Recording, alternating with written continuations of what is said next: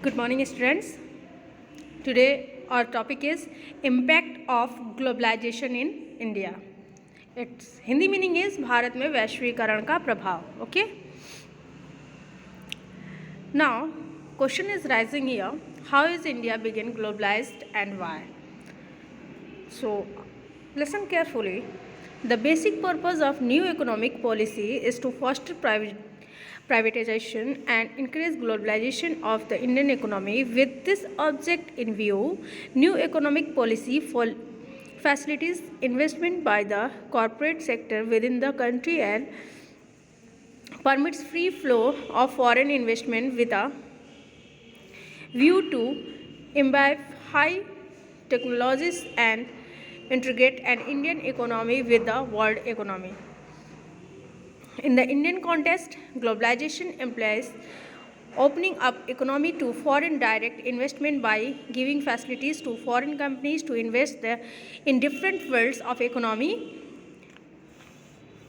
activity in India by removing constraints and obstacles to the entry of MNCs in India through scrapping of restrictive laws like FERA, allowing India companies to enter into foreign collaborations in India and also encouraging them to set up joint venture about carrying out massive imports liberalization programs by switching over from quantities restrictions instead to the plethora of export incentives like duty, drawbacks, cash, sports, so many things, and opting from exchange rate adjustment for promoting exports. Now, try to understand the Hindi बेटा. अगर बात करते हैं हम पिछले last 20 years की, तो ये जो ग्लोबलाइजेशन था ये हमारे यहाँ एक बहुत लंबी दूरी तय करके हमारे पास आया है, ठीक है. और इसका जो है लोगों के लाइफ पर क्या इफ़ेक्ट पड़ा है, इसके लिए कुछ एविडेंस देखते हैं हम लोग, कुछ प्रमाण देखते हैं. देखो, ग्लोबलाइजेशन जो है एक तरह से बहुत ही ग्रेटर कंपटीशन, ग्लोबलाइजेशन और जो प्रोड्यूसर्स हैं, ठीक है, ये दोनों जो है बहुत ही एक ग्रेटर कंपटीशन दोनों के बीच में, यानी कि ग्लोबलाइजेशन और प्रोड्यूसर्स के बीच में बहुत बड़ा एक प्रतिस्पर्धा होता है, यानी कि कंपटीशन होता है. विशेष रूप से ये शहरी क्षेत्रों में जो धनी लोग होते हैं, धनी वर्ग के जितने भी कंज्यूमर्स हैं उनको ये लाभ पहुंचाता है, ठीक है. इन जितने भी ये धनी वर्ग के लोग जो होते हैं, जितने भी कंज्यूमर्स होते हैं, उनके पास बहुत ज़्यादा ऑप्शंस हैं और वो इन ऑप्शंस के अकॉर्डिंग अपने चॉइस के अकॉर्डिंग अच्छी क्वालिटी और कम कीमत में बहुत सारी चीज़ों को खरीद सकते हैं. रिज़ल्ट ये हुआ कि ये लोग अब पहले की अपेक्षा, ठीक है, आज जो है बहुत हाई स्टैंडर्ड लाइफ को अपने जी रहे हैं, उसका आनंद ले रहे हैं, ठीक है. अगर पिछले 20 वर्षों से, ठीक है, 20 ईयर्स में जितनी भी मल्टीनेशनल्स कंपनीज थी, उन्होंने अब भारत में, हमारे इंडिया में अपना जो है इन्वेस्टमेंट बढ़ाया है. इसका अर्थ यह है कि भारत में उनके लिए निवेश यानी कि इन्वेस्टमेंट करना कहीं ना कहीं बेनिफिट रहा है, कहीं ना कहीं लाभदायक रहा है. अब जितनी भी मल्टीनेशनल कंपनीज़ हैं उन लोगों ने सीरीज़ एरिया में अपने इंडस्ट्रीज़ को बढ़ाया है, जैसे कि सेल फोन, ठीक है, फिर उसके बाद बाइक्स, इलेक्ट्रॉनिक गैजेट्स और जंक फूड, कोल्ड ड्रिंक्स, ठीक है. ये इन सारी चीज़ों में उन लोगों ने अपना इन्वेस्टमेंट किया है और इसमें इंटरेस्ट दिखाया है, यानी कि इन सारी चीज़ों में जो विदेशी मार्केट है, जो विदेशी ट्रेडर्स हैं, उनको जो है यहाँ पर हमारे कंट्री में बेनिफिट मिल रहा है. तो इसी वजह से वो हमारे यहाँ क्या कर रहे हैं, अपना इन्वेस्टमेंट बढ़ाते चले जा रहे हैं. और जो वो इन्वेस्टमेंट करते हैं, जो उनके प्रोडक्ट्स होते हैं, उसको अधिकांश जो उनके रेगुलर कस्टमर हैं वो जो होते हैं वो धनी वर्ग के लोग ही हैं। इन इंडस्ट्रीज और सर्विस से जो लोगों के पास एक जो है नया एम्प्लॉयमेंट, नए तरह से एक एम्प्लॉयमेंट मिल रहा है, साथ ही जो है इस इंडस्ट्री मटेरियल्स और भी बहुत सारी चीज़ें हैं जिनकी आपूर्ति करने से स्थानीय जो कंपनियां हैं, ठीक है, जो रीजनल कंपनीज हैं, उनको प्रॉस्पेरिटीज़ मिली है।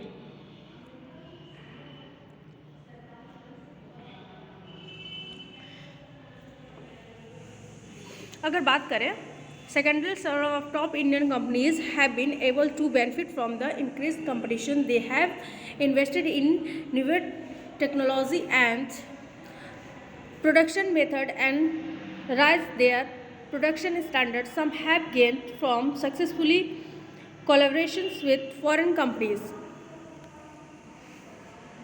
इसकी बात करें कि अगर जो टॉप इंडियन कंपनीज हैं, ठीक है, उन कंपनीज़ को भी इस कंपटीशन के थ्रू बहुत ज़्यादा बेनिफिट मिला है। इंडियन कंपनी को भी, जो टॉप 10 कंपनीज़ हैं, उनको बहुत ज़्यादा बेनिफिट्स मिला है।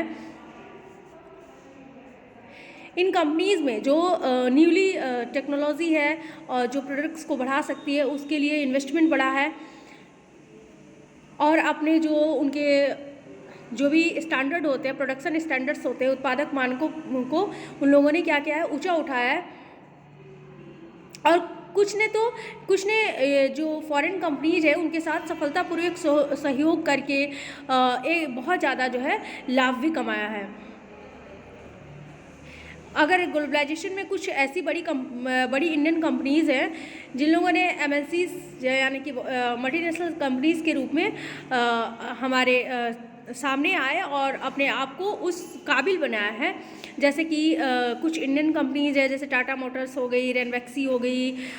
टाटा मोटर्स यानी मोटर गाड़ियाँ वगैरह बनाती है, रेनवेक्सी है जो दवाइयाँ वगैरह बनाती है। लेकिन एक बात अभी याद रखना बेटा, रेनवेक्सी जो थी ना, वो अभी रेनवेक्सी कंपनी नहीं है, ठीक है, ये पुरानी बुक है, इस वजह से दिया है क्योंकि वो लैब्स में जाने लगी, तो सनफार्मा वालों से शायद उनका जो है सनफार्मा में इसको मर्ज कर दिया गया था।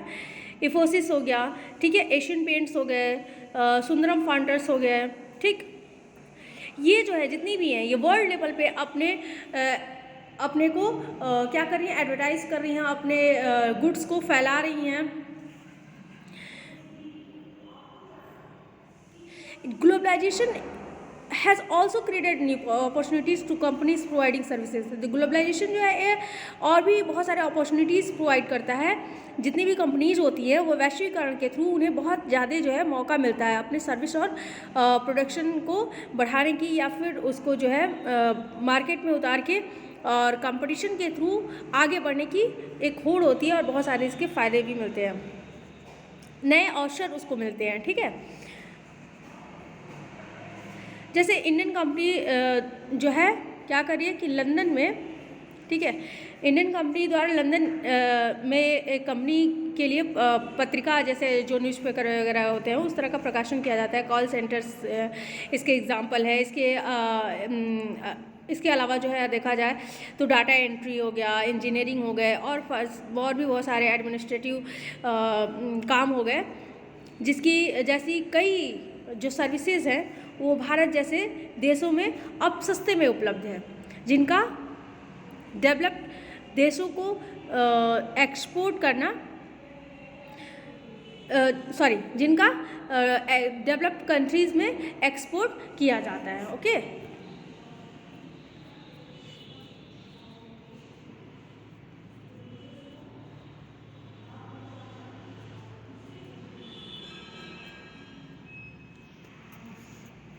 now next topic is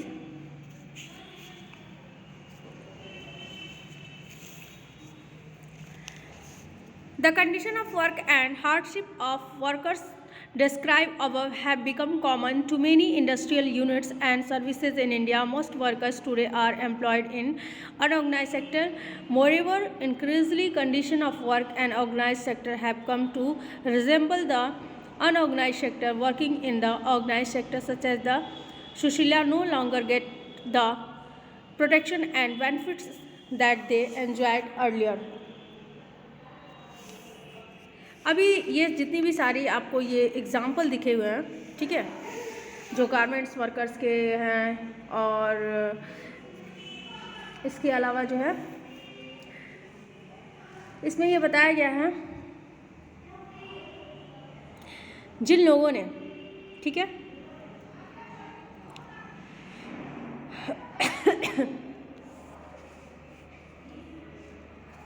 लेकिन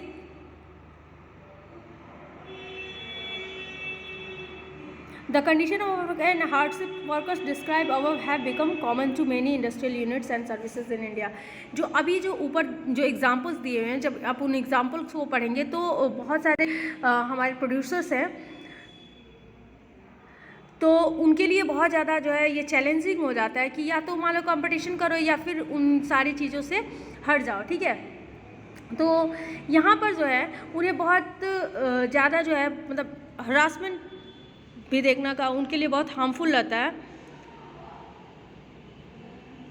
क्योंकि most workers today employs in the unorganised sector, बहुत सारे ऐसे लोग जो हैं वो अभी अनऑर्गेनाइज सेक्टर्स में ही काम कर रहे हैं। More ever increasingly condition of work in organise sector have come to resemble the unorganise sectors.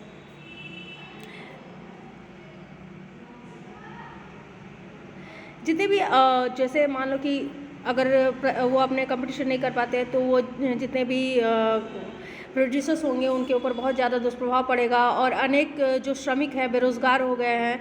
लेकिन क्योंकि इनसे संबंधित इनकी जो यूनिट्स थी वो बंद हो गई हैं और भारत में एग्रीकल्चर के बाद सबसे अधिक जो लोगों को काम मिलता है वो होता है आपका सेकेंडरी सेक्टर। और जो मतलब आप लोगों को बताया है ना मैंने कि एक जो स्मॉल स्केल इंडस्ट्रीज़ में ही सबसे ज़्यादा काम मिलता है और स्मॉल स्केल इंडस्ट्रीज़ के गुड्स जो होते हैं वो बहुत ज़्यादा बेस्ट क्वालिटीज़ के नहीं होते हैं। बेस्ट क्वालिटीज़ इट मीन्स कि उतने कम दाम में उतना अच्छा, जैसे कि जितनी भी बड़ी कंपनीज़ हैं वो जितना कम दाम में जितने अच्छे चीज़ों को हमें प्रोवाइड कर देती हैं शायद वो छोटी कंपनीज़ नहीं प्रोवाइड कर पाती, क्योंकि उनका जो काम होता है वो उतनी टेक्नोलॉजी अधिक एडवांस नहीं होती है, तो उनके ऊपर उनका कास्ट जो है ज़्यादा बैठता है, जिसकी वजह से वो अपने गुड्स को भी महंगा बेचते हैं। और जब महंगा बेचते हैं तो मार्केट में भाई कंपटीशन है, जो सस्ता है वो लोग खरीदेंगे, तो इसकी वजह से उन लोगों को बहुत ज़्यादा हार्मफुल कंडीशन से गुजरना पड़ता है, ठीक है।